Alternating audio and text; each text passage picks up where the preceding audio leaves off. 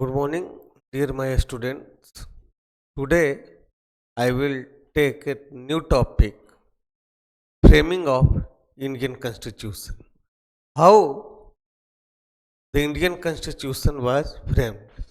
Actually आज हम देखेंगे कि कैसे भारतीय संविधान का खाका तैयार हुआ।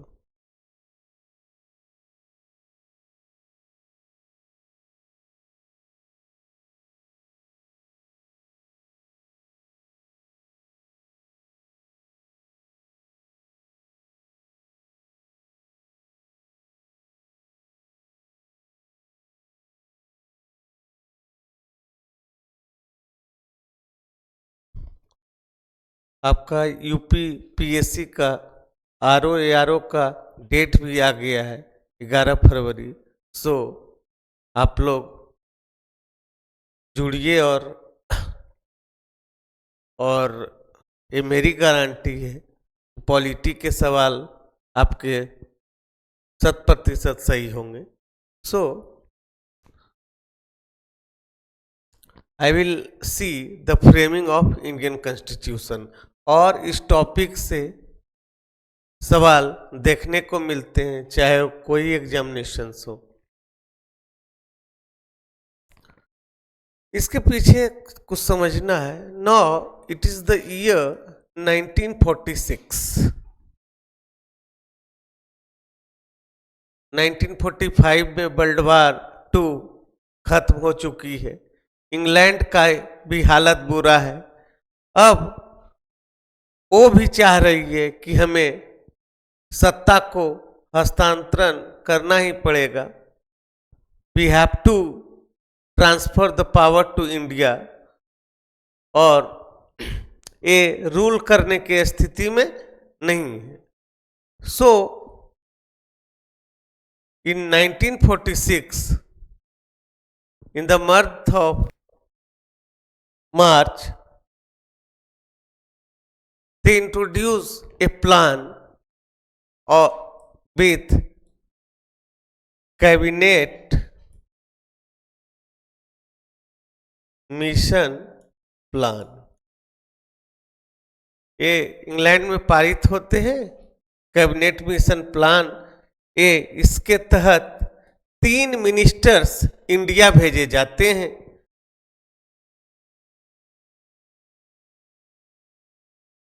एवी Alexander, sir Stafford Cripps and Pethick Lawrence.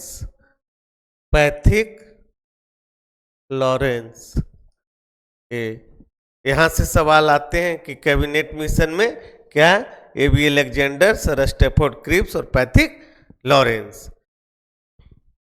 एक कैबिनेट मिशन का प्रपोजल होता है कि मैं तो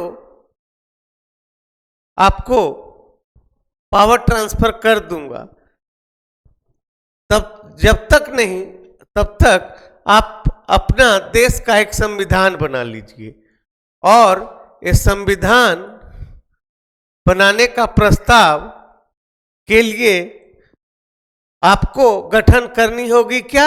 संविधान सभा, कंस्टिट्यूएंट असेंबली।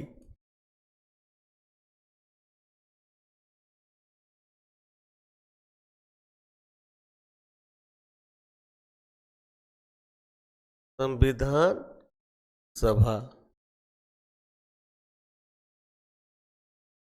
ओके।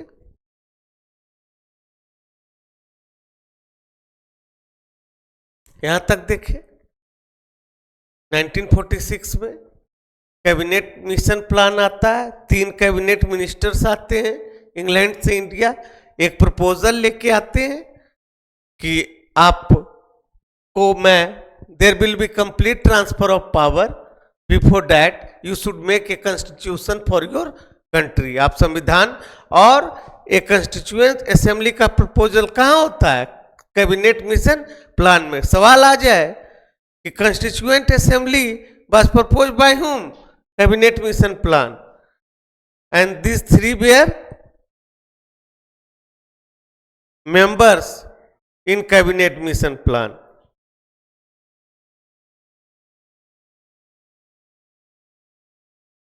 अब बात है संविधान सभा की, कंस्टिट्यूएंट असेंबली की।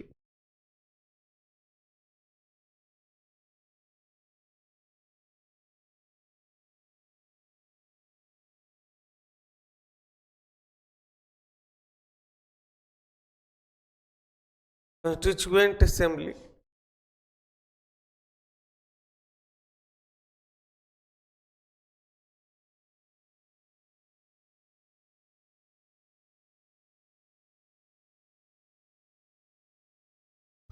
अब इसका गठन कैसे होंगे, इसके मेंबर चुने जाएंगे। तो इस तरह इस समय ब्रिटिश इंडिया में दो तरह के राज्य होते हैं।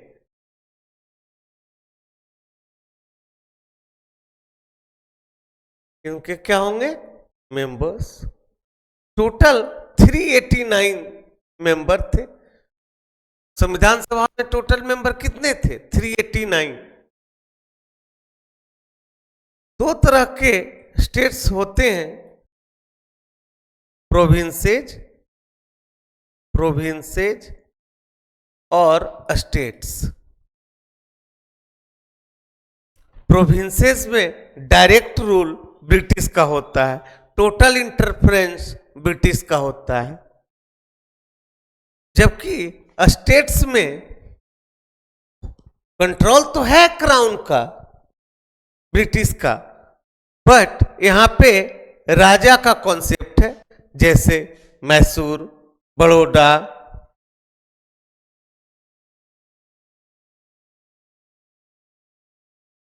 ये प्रोविंसेस में ब्रिटिश डायरेक्टली रूल करते हैं, यहाँ डायरेक्ट इंटरफेरेंस है। यहाँ आईसीएस से चुने वाले आईएएस हैं, ब्रिटिश गवर्नर हैं।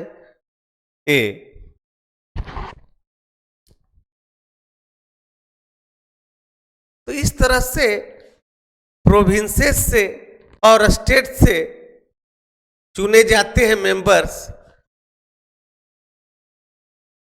10 लाख जनसंख्या पे एक मेंबर का होना है। इस तरह से टोटल 389 मेंबर हो जाते हैं। क्लियर है?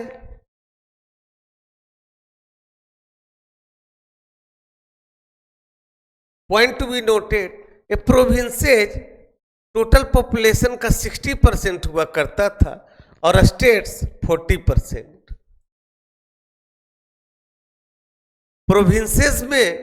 प्रोविंसेज में इनडायरेक्ट इलेक्शन होंगे। क्या होंगे? अप्रत्यक्ष चुनाव होंगे, इनडायरेक्ट इलेक्शन होंगे। और स्टेट्स में नॉमिनेशन होंगे, ने ब्रिटिश सेक्रेटरी उस जो रहेगा स्टेट का, और राजा जिनको मनोनीत कर जाएंगे वो सदस्य बन जाएंगे संविधान सभा का। इसके कंस्टिट्यूएंट असेंबली का वो सदस्य बन जाएंगे। यहाँ पे डायरेक्ट इलेक्शन होगा। अब बात है कि संविधान सभा कैसी बॉडी है जिसमें 60% लोग इनडायरेक्ट इलेक्शन से आ रहे हैं और 40% लोग नॉमिनेट होके आ रहे हैं। तो वी कैन से दैट संविधान सभा constituent assembly is partly elected and partly nominated. कुछ इलेक्टेड हैं और कुछ नॉमिनेटेड हैं।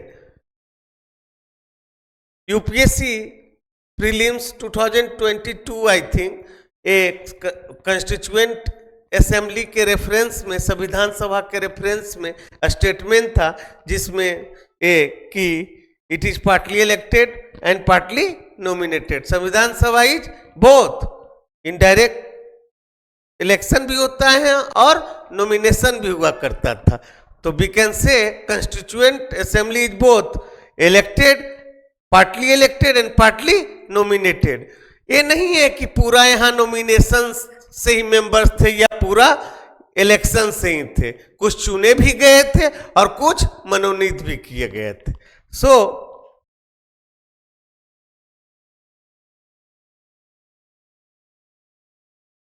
constituent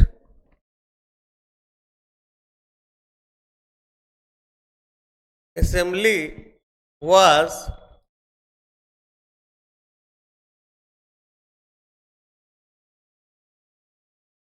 partly elected and partly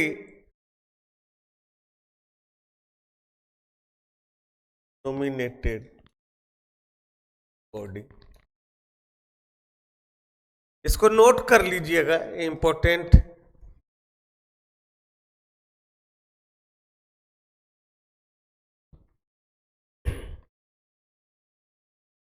इस तरह से कंस्टिट्यूएंट असेंबली बन जाती है, इसमें मेंबर्स आ जाते हैं। 389 मेंबर हैं, प्रोविंसेस से भी हैं, स्टेट से भी हैं।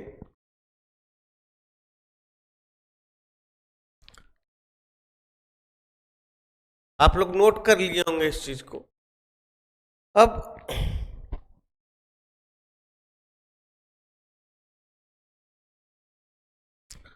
जब संविधान सभा बन जाती है,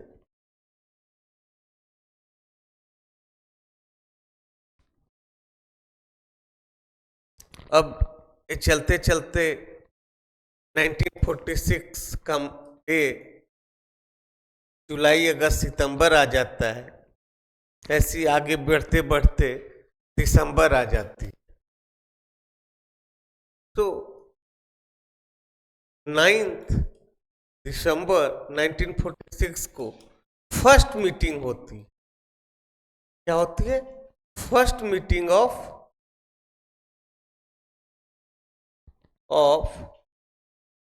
कंस्टिट्यूएंट असेंबली और संविधान सभा। इसमें देखते हैं सबसे ओल्डेस्ट संविधान सभा के सबसे वरिष्ठ मेंबर हैं सच्चिदानंद सिन्हा।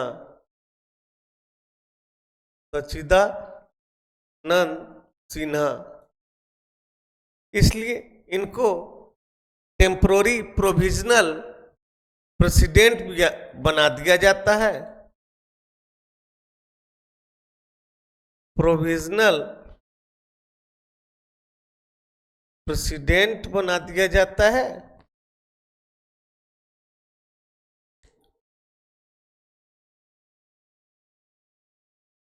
और 11 दिसंबर 1946 को डॉक्टर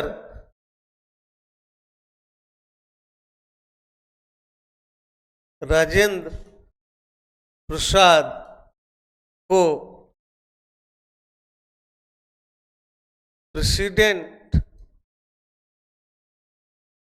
प्रेसिडेंट और एससी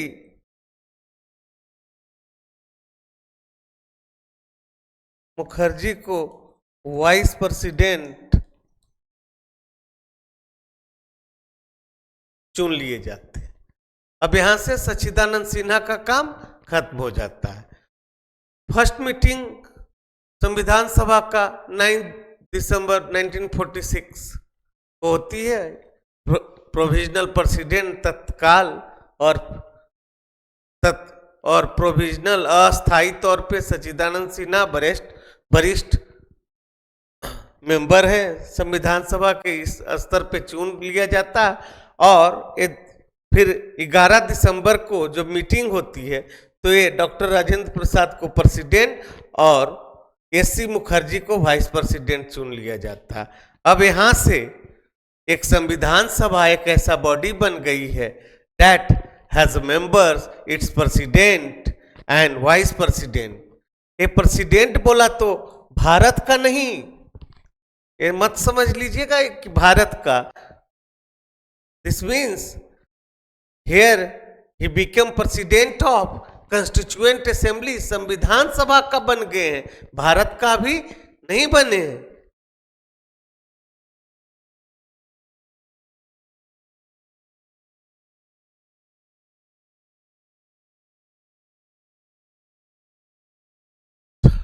th-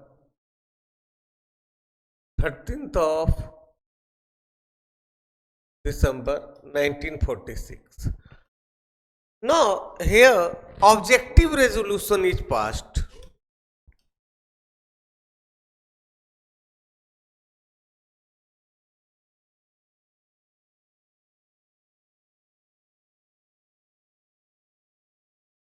ऑब्जेक्टिव रेजोल्यूशन उद्देशिका पत्र जारी किए जाते हैं।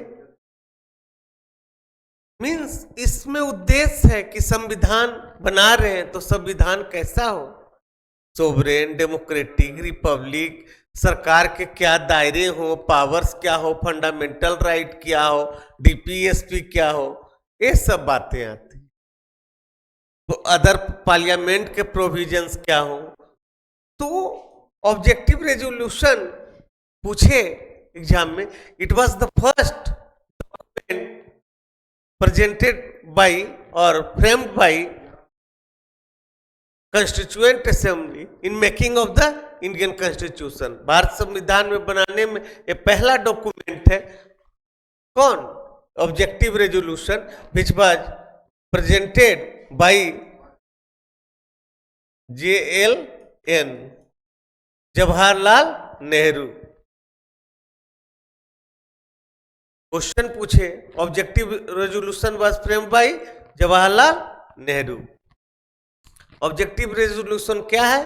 Means objective resolution of constitution means कि इस क्या ऑब्जेक्टिव है ये बनाने का कि जो संविधान हो कैसा हो, सोवरेन हो, संप्रभु हो, प्रजातांत्रिक हो, यानी जो यानी उसमें कैसा हो संविधान, ये ऑब्जेक्टिव रेजोल्यूशन से।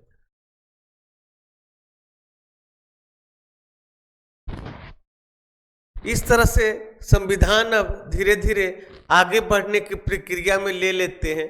ऑब्जेक्टिव रेजोल्यूशन के बाद this was the first document in the constituent assembly to. इसके बाद ये कैसे हैं हो, इसके लिए वेरियस कमिटीज बना दिया जाता है। बहुत सारे various committees are constituted, various committees और एंड दिस। तो कमिटीज क्या पे, जैसे सोवरेन हो तो उसके लिए कमिटी, डेमोक्रेटिक हो तो उसके कमिटी, यूनियन के क्या पावर हो, स्टेट के क्या पावर हो, ये सब के लिए कमिटी। तो इस बहुत सारे कमिटी बन जाते हैं। उसके कमिटी के हेड जवाहरलाल नेहरू हो जाते हैं, कुछ के सरदार वल्लभ भाई पटेल हैं और मेनी मोर। और इस तरह से एक कमिटी रिपोर्ट्स बना देंगी। इस तरह से अब ऑब्जेक्टिव रेजोल्यूशन के आगे धीरे धीरे ये जो कमिटीज बन के फिर वेरियस रिपोर्ट्स, कहने का मतलब ये जो ऑब्जेक्टिव रेजोल्यूशन है उसकी डिटेलिंग हो रही है। सो अब कॉन्स्टिट्यूशन का फ्रेमवर्क शुरू हो जाता है और आगे कॉन्स्टिट्यूशन बना दिया जाता है। यहाँ आज की क्लास में यहीं तक देखेंगे। In next class I will see the other parts and that how this full constitution are framed. So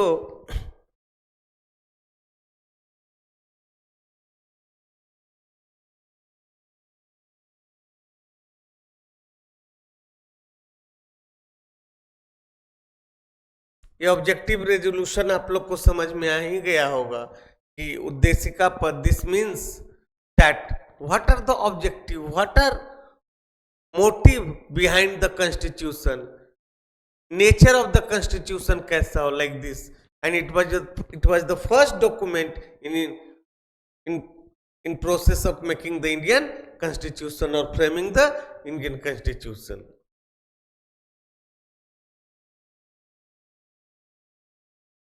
तो आज के क्लास के लिए इतना ही, और आगे अगला क्लास में मैं देखूंगा कि ये कैसे वेरियस कम्युनिटी रिपोर्ट्स तैयार करके डिटेलिंग करके वो फिर 26 नवंबर तक, फिर 26 जनवरी 1950 तक एक कैसे कमेंस हो जाते हैं, इन्फोर्स हो जाते हैं। सो eight STP Academy, you, or if you are interested, please come and join at the offline online classes.